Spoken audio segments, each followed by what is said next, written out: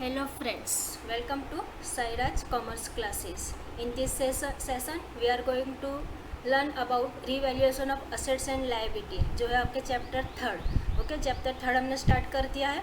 इसके अंदर हमने लास्ट सेशन में यानी लास्ट दो वीडियो में थियोरटिकल पार्ट कंप्लीट किया है, रिकॉन्स्टिट्यूशन क्या है वगैरह।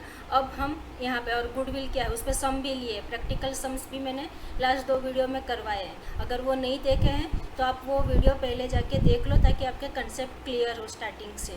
ठीक है, अब हम करेंगे इस वीडियो में। ठीक है, ये सेशन में हम पढ़ेंगे revaluation of assets and liability. इसको आप स्टार्टिंग से एंड तक देखना ताकि आपके कंसेप्ट क्लियर हो। ठीक है, और आपको हेल्पफुल रहेगा तो इसको शेयर करो और सब्सक्राइब करो ताकि आपको नोटिफिकेशन मिलेगी और आपकी स्टडी कंटिन्यू रहेगी। ठीक है, सब्सक्राइब के साथ बेल आइकन ज़रूर क्लिक करो ताकि आपको नोटिफिकेशन मिलती रहेगी। ठीक है, स्टार्ट करते हैं हम revaluation of assets and liability. Revaluation की रिवैल्यूएशन का मीनिंग क्या है? ठीक है, पहले हम वो देख लेते हैं, बाद में देखते हैं असेट्स एंड लायबिलिटी। इससे तो आप नो नहीं हो कि असेट्स एंड लायबिलिटी क्या है, लेकिन रिवैल्यूएशन, अब रिवैल्यूएशन यानी क्या? री यानी क्या? अगेन, वापस कुछ करना। ठीक है, री यानी क्या? हाँ, यानी कि कुछ वापस आपको कोई चीज़ें चेंज करनी पड़ रही है किसी चीज़ में। ठीक है, उसको हम क्या बोलते हैं? री। यहाँ पे क्या है? वैल्यूएशन। वैल्यूएशन यानी क्या? वैल्यू, आपके जो भी चीज़ है आपके पास उसमें आपको वापस कोई चेंजेस करने हैं उसके प्राइस में या फिर उसकी वैल्यू में, तो उसको हम क्या बोलेंगे? रीवैल्यूएशन। अब यहाँ पे क्या है? Revaluation of assets and liabilities. ठीक है, असेट्स एंड लायबिलिटी। तो जब आपके पास, ये पढ़ने से पहले मैं आपको शॉर्ट में, एकदम शॉर्ट में समझा देती हूँ क्या है revaluation of assets and liability. ठीक है, तो रिवैल्यूएशन, अभी valuation of assets and liability यानी क्या? जो भी आपके पास असेट्स यानी क्या? जमा पूंजी। ठीक है, असेट्स यानी क्या? जमा पूंजी, और लायबिलिटी यानी आपका कर्जा। अब ये जो भी चीज़ें आपके पास है उसकी वैल्यू आपने पहले से डिसाइड करके रखी है, जो आपने बैलेंस शीट के अंदर बना के रखी है। यानी आपके पास समझो कोई एक बुक है जिसके अंदर आपने सब, आपके पास जितनी भी असेट्स है, जैसे समझो फर्नीचर है, लैंड एंड बिल्डिंग है, कंप्यूटर है, सब चीज़ का आपने स्टॉक है, ये सब चीज़ का आपने पहले से वैल्यू करके रखी है, प्राइस डिसाइड करके रखा, जिसको आपने बैलेंस शीट में या आपके पास जो बुक है उसके अंदर आपने उसकी वैल्यू लिख के रखी है। अब जब आप मार्केट में गए, ठीक है, तब आपको मालूम पड़ा कि अरे इसकी तो वैल्यू इससे अलग है जो मैंने बुक में लिखी है। फर्नीचर की वैल्यू मैंने जो बुक में लिखी है वो अलग है और मार्केट में वो अलग है। तो वहाँ पे क्या है? बुक वैल्यू और मार्केट वैल्यू, यानी आपने जो बैलेंस शीट में ऑलरेडी जो भी वैल्यू लिख के रखी है वो, और जो मार्केट वैल्यू है वो फर्नीचर की, वो दोनों की वैल्यू अलग है। यानी कि आपकी असेट्स की वैल्यू या लायबिलिटी की वैल्यू क्या है? वहाँ पे अलग है। तो वो जो वैल्यू अलग है, ठीक है, इसको हम क्या बोलते हैं? अभी वहाँ पे आपको कुछ चेंजेस करने पड़ेंगे। ठीक है, आपकी वैल्यू में, तो उसको क्या बोलेंगे हम? Revaluation of assets and liability. अब ये सम के अंदर, यानी कि ये चैप्टर में आपको किस वे से यहाँ पे revaluation of assets and liability दी है वो हम देखते हैं। ठीक है, तो ये सम के अंदर आपको जैसे कि आप जब सम प्रिपेयर करोगे ना, तो वहाँ पे आपको revaluation of assets and liability prepare करना पड़ेगा। ठीक है, क्या प्रिपेयर करना पड़ेगा? Revaluation of assets and liability, और हर एक सम के अंदर आपको बनाना ही पड़ेगा। ठीक है, तो ये आप ध्यान से देखना कि revaluation of assets and liability है क्या, ताकि आप सम क्लियरली कर पाओ। ओके, तो देखते हैं हम revaluation of assets and liability ये क्या है। The value of assets shown in balance sheet में be different than market value. यही चीज़ मैंने आपको समझाई कि the value of assets shown in balance sheet may be different than market value, so the increase or decrease। अब वहाँ पे आपको अंदाज़ा तो नहीं है ना कि भाई आपने ज़्यादा ही लिखा या कम ही लिखा, वहाँ पे कुछ भी हो सकता है। ठीक है, may be increase may be decrease, आपकी वैल्यू आपने लिखी है वो शायद इंक्रीज भी हो सकती है और डिक्रीज। इंक्रीज यानी क्या? बढ़ना, और डिक्रीज यानी क्या? कम होना। ठीक है, तो सो द इंक्रीज और decrease in the value at the time of admission of new partner belongs to old partners. अब ये हम चैप्टर क्या है हमारा? Admission of partner. अगर उसके अकॉर्डिंग देखेंगे यहाँ पे हम, तो क्या हुआ? अगर आपने, यानी कि समझो दो ओल्ड पार्टनर है, उन लोग बिजनेस चला रहे हैं, उसमें से कोई तीसरा पार्टनर एडमिट हो रहा है, तो उस टाइम पे जो आपने डिसाइड करके रखी है आपकी बैलेंस शीट में, जो भी वैल्यू आपने असेट्स और लायबिलिटी की डिसाइड करके रखी है वो, और जब वो नया पार्टनर जब आएगा आपके बिजनेस के अंदर ऐड होगा, तब वो जो भी असेट्स और लायबिलिटी होगी उसकी वैल्यू चेंज होती है। ठीक है, तो यहाँ पे क्या, the value at the time of admission of new partner belongs to old partners, the new partner has no right over such past profits. आपके पास जितने भी पास्ट प्रॉफिट्स है उस पर जो न्यू पार्टनर आएगा उसका कोई राइट्स नहीं रहेगा। इस पर मोस्टली रिजर्व वगैरह चीज़ें रहती है, मैं इस पर भी आपको एक्सप्लेन करती हूँ, इसके लिए बोल रही हूँ स्टार्टिंग से लास्ट देखना ताकि आपको क्लियरली समझ में आए। Okay, the new partner has no right over such past profits, also he should not suffer due to losses on revaluation of assets. Of course जब उसके पास प्रॉफिट में पार्ट नहीं है तो वो लॉस में भी तो हिस्सा नहीं लेगा। ठीक है, अब है आगे कि सेम वे देयर में बी अनरिकॉर्डेड असेट्स और unrecorded liability eight the time of admission. अभी ऐसा भी तो हो सकता है ना कि भाई अनरिकॉर्डेड यानी क्या, रिकॉर्ड नहीं हुआ है, जिसकी आपने वैल्यू दिखाई ही नहीं है। ठीक है, वैसी चीज़ है एडमिशन के टाइम पे, it should be shown in the books before admitting the new partner. Such adjustment of values of assets and liability is called revaluation of assets and liabilities. Okay, तो क्या है revaluation of assets and liability, यानी कुछ changes आना assets और liability में, और वो आपको दिखाना रहेगा किसमें, revaluation of assets and liability. इसके लिए आपको सम के अंदर प्रिपेयर करना पड़ता है revaluation of assets and liability.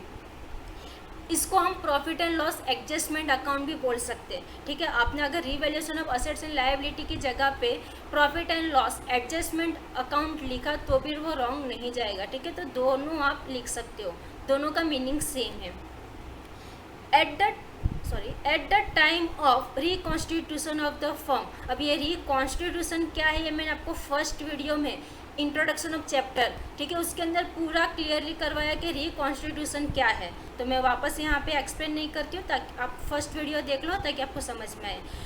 Eight the time of reconstitution of the firm assets and liabilities of the firm are revalued. Okay, जब रिकॉन्स्टिट्यूशन होता है फर्म का तब असेट्स एंड लायबिलिटी की फर्म की जो भी रहेगी वो रीवैल्यूड होती है। ओके, वहाँ पे चेंज होगी। The change made in the value of assets and liability are recorded in the revaluation account और प्रॉफिट और लॉस एडजस्टमेंट अकाउंट। ओके, मैंने आपको बताया कुछ भी चेंजेस आएगी वैल्यू में असेट्स एंड लायबिलिटी में फर्म में, उसको हम कहाँ पे लिखेंगे, रिवैल्यूएशन अकाउंट में या फिर profit and loss adjustment account में। After recording the increase or decrease in assets and liability, the gain or loss on revaluation is transferred to all partners' capital or current account in their old profit sharing ratio। ठीक है, जब आप revaluation account complete कर लोगे ना, पूरा बना लोगे, तो उसमें जो भी डिफरेंसेस आएगा, फिर वो चाहे गेन हो या लॉस हो, उसको हम ट्रांसफ़र करते हैं पार्टनर्स कैपिटल अकाउंट में। तो पहले आपको प्रिपेयर करना पड़ेगा revaluation of assets and liability यानी कि रिवैल्यूएशन अकाउंट या फिर profit and loss adjustment account. ठीक है, फर्स्ट ये प्रिपेयर करोगे, फिर आप प्रिपेयर करोगे पार्टनर्स कैपिटल अकाउंट और बाद में आप प्रिपेयर करते हो बैलेंस शीट। ये तीन चीज़ें आपको यहाँ पे प्रिपेयर करनी पड़ेगी सम के अंदर। ठीक है, अब रिवैल्यूएशन अकाउंट और प्रॉफिट और loss adjustment account is a nominal account. अब ये लाइन आपके ऑब्जेक्टिव पॉइंट ऑफ व्यू से ज़्यादा इंपॉर्टेंट है। ठीक है, तो ये ध्यान में रख लो कि रिवैल्यूएशन अकाउंट या profit and loss adjustment account को कौन सा अकाउंट्स के नाम से जाने जाते हैं, नॉमिनल अकाउंट। ओके, तो ये ध्यान में रखना। क्या है यहाँ पे मैं हाईलाइट करती हूँ, यहाँ पे नॉमिनल अकाउंट। ठीक है, ये ध्यान में रखना। अब मैं इसको आपको, ये तो थियोरेटिकल बात कितने को समझ में आया कितने को नहीं आया होगा, ठीक है, लेकिन इसको मैं आपको प्रैक्टिकली समझाती हूँ, यानी कि आपके स्पेसिमेन यानी आपका प्रोफॉर्मा। ठीक है, प्रोफॉर्मा के हिसाब से मैं आपको इसको एकदम क्लियर करके देती हूँ। नेक्स्ट आपके पास specimen of revaluation and profit and loss adjustment account. As आपको पता है जब आप profit and loss account prepare करते हो, डेबिट साइड क्रेडिट साइड दो साइड रहती है। ठीक है, अब प्रॉफिट एंड लॉस में आप क्या लिखते हो पहले वो याद कर लो। प्रॉफिट एंड लॉस अकाउंट में क्या लिखते हो, अगर आपके पास डेबिट और क्रेडिट दो साइड रहेगी, एक्सपेंसेस एंड लॉसेस है, प्रॉफिट एंड लॉस आप प्रॉफिट एंड लॉस में कहाँ पे लिखते हो, डेबिट साइड। इनकम और गेन है, प्रॉफिट हुआ है, कौन सी साइड लिखोगे? Credit side. बस यही फंडा आपको यहाँ पे भी यूज़ करना है, ठीक है। रिवैल्यूएशन अकाउंट कोई बड़ा ये नहीं है, same profit and loss account जैसा ही है, तो यहाँ पे भी आपको वही चीज़ें करनी है।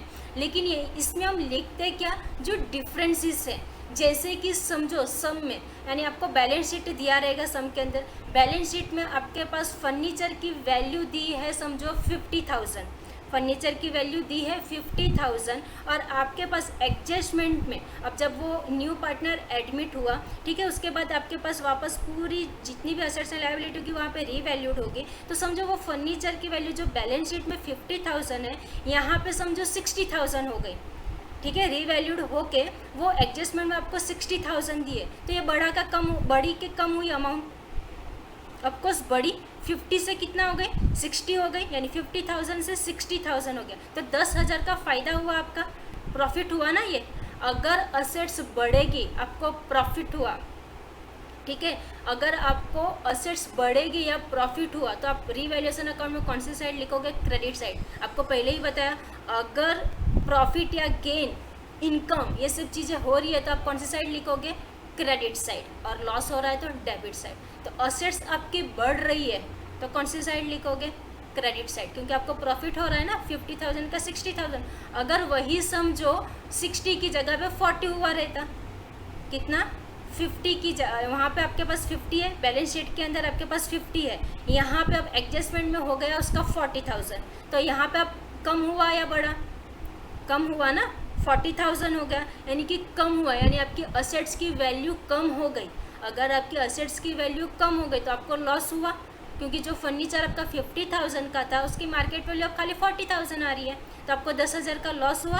तो आप इसको कौन सी साइड लिखोगे? Debit side. समझ में आया? सेम अभी उससे ऑपोजिट लायबिलिटी, अगर आपको असेट्स का कंसेप्ट क्लियर हो गया रहेगा तो उसका ऑपोजिट है लायबिलिटी। अगर आपकी लायबिलिटी यानी कि आपका कर्जा कम हो रहा है, ठीक है, कम हो रहा है, तो कौन सी साइड लिखोगे? Credit side. और अगर आपका कर्जा बढ़ रहा है तो कौन सी साइड लिखोगे? Debit side. सिंपल है। तो यही है आपका प्रोफॉर्मा या स्पेसिमेन बोलो रिवैल्यूएशन ऑफ अकाउंट का या प्रॉफिट एंड लॉस एडजस्टमेंट का अकाउंट का, ठीक है। होप्स आपको एकदम अच्छे से समझ में आया हो, ओके। और ऐसे भी आपको पता है, जब एक चीज़ और नोट करनी, मैंने आपको चैप्टर 1 के अंदर जब चैप्टर 1 करवाया था तब मैंने एक नोट लिखवाई थी, ओके, एक नोट लिखवाई थी उसके अंदर कि आप जब बैलेंस शीट के अंदर आपके पास लायबिलिटी एंड असेट्स रहती है तो लायबिलिटी की जो पार्ट रहता है, लायबिलिटी की साइड जो रहती है उसको हम प्रॉफिट एंड लॉस अकाउंट में कौन सी साइड ट्रांसफ़र करते हैं? Credit side. और जो असेट्स रहता है उसको हम प्रॉफिट एंड लॉस अकाउंट में डेबिट साइड ट्रांसफ़र करते हैं। तो ये चीज़ें भी ध्यान में रखना, ये चैप्टर में आपको बहुत यूज़फुल होगा वो, ठीक है। तो वो नोट्स एक बार वापस रिवाइज कर लेना, ठीक है। तो यहाँ पे देख लो, अभी मैं specimen of revaluation and profit and loss adjustment account दिखा देती हूँ। Particular amount, debit and credit. यहाँ पे to assets account, decrease in assets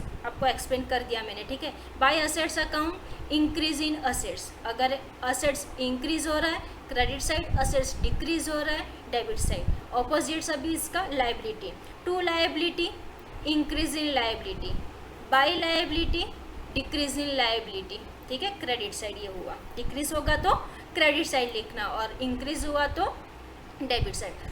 इसमें इतनी ही चीज़ें आती है, जो भी सम के अंदर रहेगा, इंक्रीज डिक्रीज, ये सब चीज़ें आपको यहाँ पे लिखनी पड़ेगी इसमें स्पेसिमेन ऑफ रिवैल्यूएशन या profit and loss adjustment account में। फिर यहाँ पे जो भी डिफरेंस आएगा समझो वो प्रॉफिट होगा या लॉस होगा, ठीक है।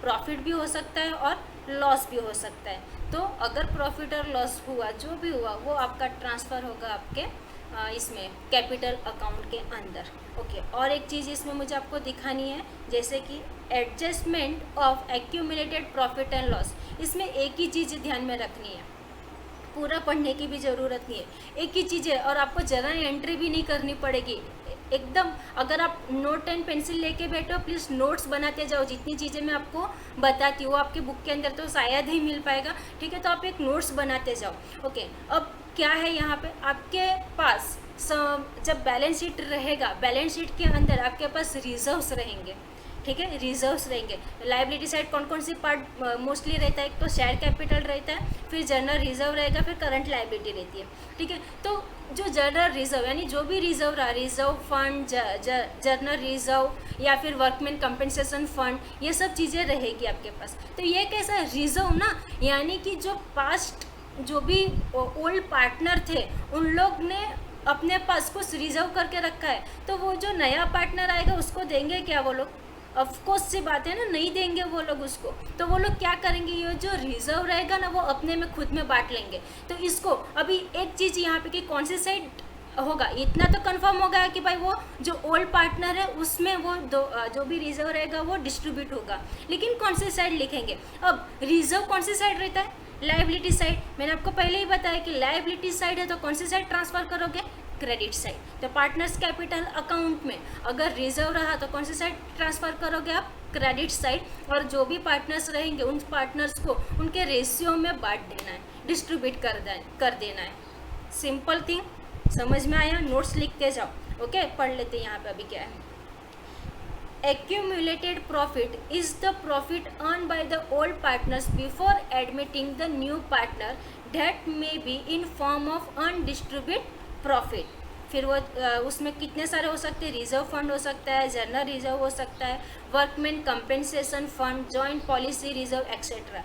This reserves are on the liability side of balance sheet, ठीक है। कौन सी साइड रहता है, बैलेंस शीट की liability side. Therefore transferred on the credit side of the partners capital और current account। समझ में आया? ठीक है, इजी था ये। जर्नल एंट्री की भी ज़रूरत है, अगर होगे तो मैंने यहाँ पे लिख के रखा है, देख लो। एनी टाइप ऑफ रिजर्व या accumulated profit account debit to partners capital account या करंट अकाउंट, बीइंग रिजर्व और accumulated profit transfer to partners. Easy था, कैसा लगा? अगर कोई डाउट है तो प्लीज़ कमेंट्स में मुझे लिख के आप लोग बोल सकते हो कि हाँ मैम ये नहीं समझा, या ये चीज़ मुझे और वापस समझाओ, या फिर आप ये नोट्स अवेलेबल करो, ठीक है। तो आपको यानी जो भी कुछ भी डिफ़िकल्टी हो प्लीज़ कमेंट्स में लिखो, ताकि मैं आपका वो भी सॉल्व कर सकूँ। ओके, तो आज के लिए इतना ही। नेक्स्ट देखेंगे हम सम लेके आएंगे, प्रैक्टिकल प्रॉब्लम हम स्टार्ट करेंगे, थियोरेटिकल पार्ट चैप्टर 3 का कंप्लीट हुआ एडमिशन ऑफ पार्टनर का, ठीक है। अब हम थियोरेटिकल पार्ट कंप्लीट हो, प्रैक्टिकल पार्ट स्टार्ट करेंगे। अब हम स्टार्ट करेंगे सम। Okay, thank you.